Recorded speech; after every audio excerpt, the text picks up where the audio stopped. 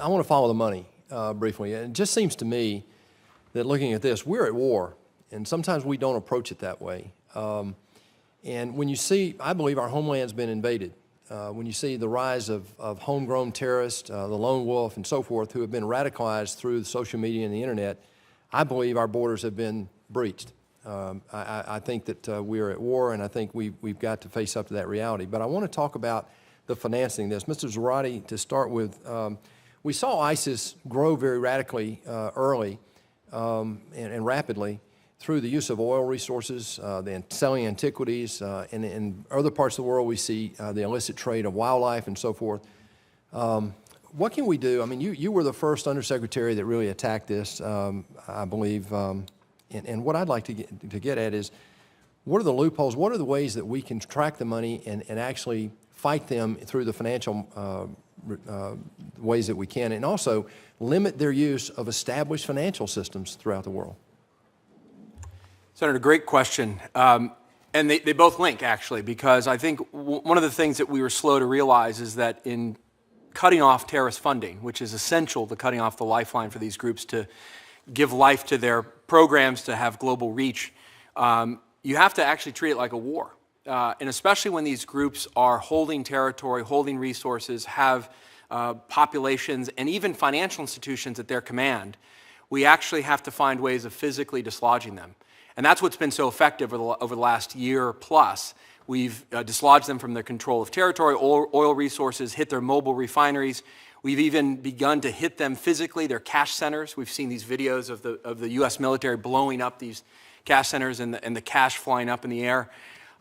So the first thing we have to recognize is that when these groups, and more of these groups are figuring out that they can control localities and local economies, when they control those economies, you actually have to physically dislodge them. There isn't much you can do from afar to affect what they can do on the ground. And we've done that relatively well over the last year. The second thing that can be done, Senator, is to find where those choke points are in the system where their economy hits the regional or even the global economy. So in the context of ISIS, the question was, who are the brokers with whom they're doing business? How are they actually moving their money? How are they trading in antiquities? How are they selling their oil?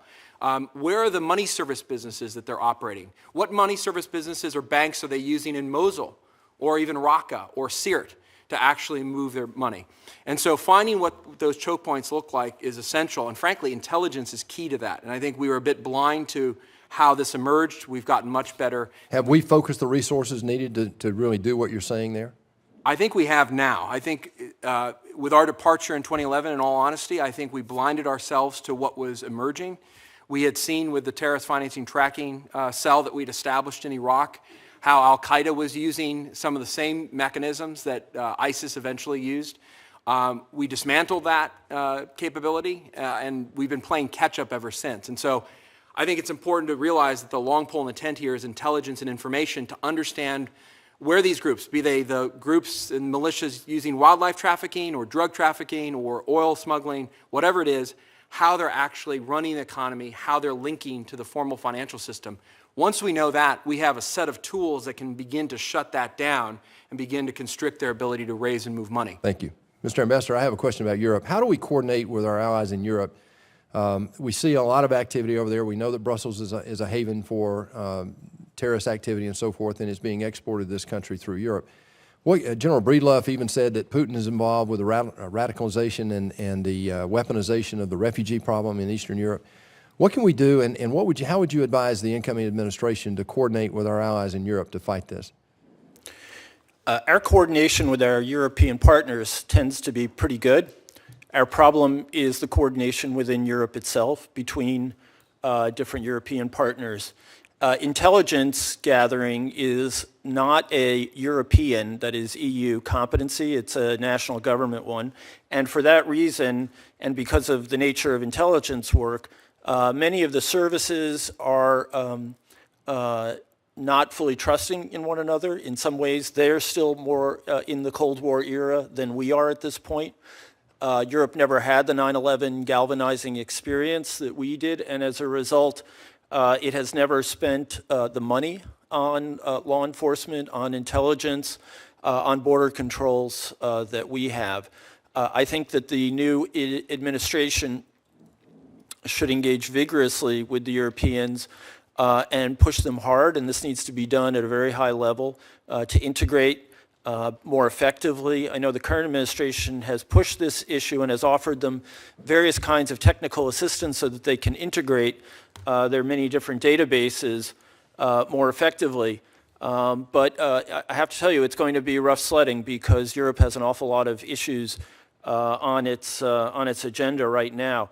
But I do think that they need to do a better job, and they really need to increase the resources devoted to this problem. Let me just add, though, that perhaps the issue that is most dangerous of all for Europe right now is the migration one, not only because of the domestic problems it creates, but also because it is politically tearing apart the EU. So it seems to me that as part of a broader strategy to deal with this, the United States should take a leadership role and try to help Europe with the migration crisis in terms of a global approach to dividing up extremely needy people who have been the victims of a horrible war, resettling them around the globe as necessary, because until that's done, I fear we're going to be in crisis management for a very long time. Thank you, Mr. Chairman. Thank you. Senator Menendez.